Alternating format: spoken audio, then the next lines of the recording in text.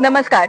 Big FM ची मी RJ Prajakta आणि सगळ्यात आधी तुम्हा सगळ्यांना नवरात्रीच्या खूप खूप शुभेच्छा. कोल्हापूरमध्ये हा नवरात्रोत्सव खूप वेगळा असतो. तो का वेगळा असतो त्याचं वेगळेपण तुमच्यापर्यंत पोहोचवण्याचा हा एक छोटासा प्रयत्न आहे आणि म्हणून बिग एफएम कडून आम्ही घेऊन आलेलो आहोत एक स्पेशल सिरीज ज्याचं नाव आहे कोल्हापूरचा नवरात्री वारसा.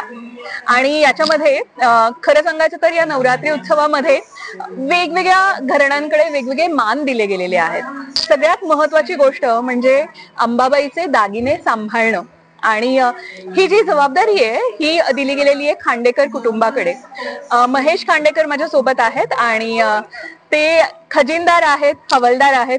नक्की त्यांचा काय रोल असतो किंवा कशा पद्धतीने ही जबाबदारी सांभाळली जाते याच्याबद्दल त्यांच्याकडून थोडंसं जाणून घेतोय. कसा हा मान तुमच्या घराण्याला मिळाला? ताराराणी राणी सरकार होत्या त्यांच्याकडून आपल्याला हा मान मिळालेला आहे. साधारणतः 300 वर्ष होऊन गेलेले ह्या मानाला. तर आमच्या 13 पिढ्या काम करतात, म्हणजे मी 13वा आहे. अशा पद्धतीने दररोज दिनक्रम आहे, सुट्टी नाही. म्हणजे डेली हे काम आहे. सकाळी 12:30 वाजता देवीला दागिने घालायला दिले जातात आणि संध्याकाळी 8:30 वाजता दागिने परत घेतले जातात. हे दररोज डेली होते. असं शुक्रवारी फक्त पालखी असल्यामुळे 11:30 वाजता. पण हे दागिने जेव्हा दिले जातात कसं ठरवलं जातं की आज देवीला कुठले दागिने आपण घालणार आहोत? त्याच्यामध्ये कॅटेगरी वाईज आहे की देवीला नित्य अलंकार आहेत, जडावचे दागिने आहेत, उत्सव मूर्तीचे दागिने आहेत, असे वेगवेगळ्या प्रकारचे दागिने आहेत. ज्या दिवशी सण असेल त्या दिवशी जडावचे दागिने वापरले. त्याच्यामध्ये काय असते की हिरे, माणिक, पाचू, मोती ह्याचे इन्क्लूड दागिने असतात. म्हणजे सोनं, चांदी प्लस हे इन्क्लूड होते. आणि नित्य अलंकार मध्ये काय असतं की जो नॉर्मल डे आहे त्याच्यासाठी म्हणून आपण एक स्पेसिफिक ठरवलेले आहेत की दागिने. त्याच्यामध्ये किरीट आहे, ठुशी आहे, मंगळसूत्र आहे, चंद्रहार आहे, मोहराची माळ आहे, जे आदिलशहाकालीन मोहराची माळ आहे. अशा पद्धतीचे सगळे दागिने आपण डेली घातले जातात. अच्छा, पण हे दागिने सांभाळणं आणि जसे मागितले जातील तसं देणं हे सोपं नाहीये.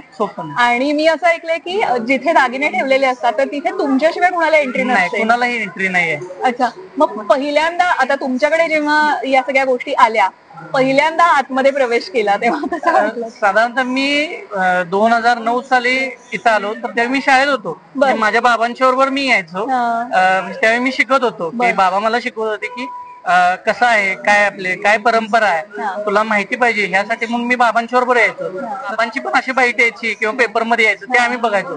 पण प्रत्यक्षात आम्हाला कधी बघायला मिळालं नव्हतं. पण त्यावेळी आम्ही बघत होतो, म्हणजे ते येऊन त्यांनी आम्हाला शिकवलं. पण मग हे दागिने जेव्हा दिले जातात तेव्हा त्याची एक प्रोसेस असते, कशी असते? ह्याच्यामध्ये काय होतं की देवीला 12:30 वाजता दागिने दिले जातात.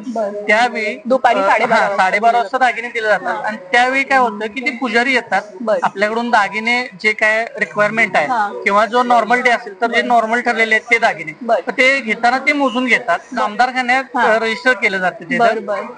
त्याच्यावर श्रीपूजकांची सही घेतली जाते. काहीतरी रोज लागतेची मोहर पण लागते. देवीचं काय आहे की देवीचा जो दैनंदिन कारभार आहे तो सील झाल्याशिवाय पूर्ण होत नाही.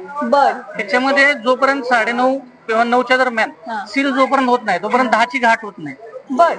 ते एकमेकाला इंटरलॉक आहे सिस्टीम की जोपर्यंत घाट होत नाही तोपर्यंत देवीची शेज आरती होत नाही, आणि शेज आरती होत नाही तोपर्यंत मंदिर बंद होत नाही. घाट होत नाही म्हणजे जी मोठी घाट आहे, घाटी दरवाजाच्या वर जी घाट आहे, घंटानाद झाल्यावरच आरती होते. म्हणजे जोपर्यंत घंटानाद होणार नाही तोपर्यंत आरती होणार नाही, आरती होणार नाही तोपर्यंत मंदिर बंद होणार नाही. म्हणजे एक प्रकारची प्रोसेस आहे की जोपर्यंत दागिने सील होत नाही, सील झाल्यानंतरच घंटा द्यायची, घंटानाद झाल्यानंतरच आरती होणार, आरती झाल्यानंतरच मंदिर बंद होणार. जोपर्यंत हे प्रोसेस थांबली ना तर पुढची सगळी प्रोसेस थांबली जाते. आणि सगळं घड्याळाच्या काट्यावर सगळं सेम, काही नाही. म्हणजे तुम्ही कुठेही दुसरीकडे अडकला असला तरी काही असू दे की तुमच्या डोक्यात यायला पाहिजे चला आता आपल्याला जायचं आहे. या खजिन्यामध्ये आता खूप पूर्वापार चालत आलेले आणि छत्रपतींच्या काळापासूनचे दागिने आहेत. काही खास सांगायचं? भरपूर आहेत दागिने, ज्याच्यामध्ये जडावाचा किरीट आहे, कुंडल आहेत, लप्पा आहेत, त्याच्यामध्ये हिरे, माणिक, पाचू, त्याच्याबरोबर त्याचे मोती पण आहेत. त्याच्यानंतर मोत्यांचे अनेक आयटम आहेत. पेंड म्हणून आहे जे माणिकामध्ये आहे, पाचू मध्ये आहे. त्याच्यानंतर मोहराची माळ आहे आदिलशहाकालीन, त्याच्यावर आदिलशहाचे कॉइन्स आहेत, म्हणजे त्यावेळी चलनातले सोन्याचे कॉइन्स आहेत, त्याच्यावर त्यांचं नाव आहे. अशा पद्धतीने दररोज देवीला ती घातली जाते. नंतर कवड्याची माळ आहे, ती कवडी म्हणून आहे की ती एकदम बारीक असते, एकदम एकदम लहान असते, त्याची हार केलेला आहे त्याचा. ती आपण डेली घालायचीच देवीला. इतर कोणतेही दागिने घाला, त्याच्यावर ती कवड्याची माळ घालायची, देवीला घालायची, कंपल्सरी घालायची. अच्छा. हे सगळे जे दागिने आहेत याचं पॉलिश करणं वगैरे हे सुद्धा एक जबाबदारीचं काम आहे आणि त्याच्यासाठी मग बाहेरून लोक येत असतील. मग हे कसं मॅनेज होतं? साधारणतः वर्षातून आपण एकदाच पॉलिश केलं जाते. कोणत्याही प्रकारचं रासायनिक केमिकल न वापरता आपण हे करून घेतो. खजिनदार म्हणून तर या सगळ्या गोष्टी आहेत. हवालदारचा जो मान आहे त्याच्याबद्दल काय सांग? वडिलांनी आम्हाला सांगितलेलं की बा हे फक्त आपल्याला काम आहे की मागच्या पिढीनं आपल्याकडे दिले आणि आपण पुढच्या पिढीला द्यायचं आहे. ह्याच्यावर आपला कोणताही रोल नाही आहे की फक्त हे पुढं पासआउट करायचं आहे, एवढंच लक्षात ठेव. ह्याच्यामध्ये कुठलाही स्वार्थ नाही किंवा काही नाही. ह्या पद्धतीने राहा. म्हणजे त्यावेळी आम्हाला सांगितलेलं तेच आम्ही अजून फॉलो करताय. कोल्हापूर महेश खांडेकर म्हणजे अंबाबाईच्या देवळामध्ये खजिनदार आणि हवालदार म्हणून त्यांना एक वेगळा मान मिळालेला आहे. तर असेच वेगवेगळे मान दिले गेलेले आहेत वेगवेगळ्या घराण्यांना. याच्याबद्दल तुम्हाला कळणार आहे. बस तुम्ही मला फॉलो करत राहा.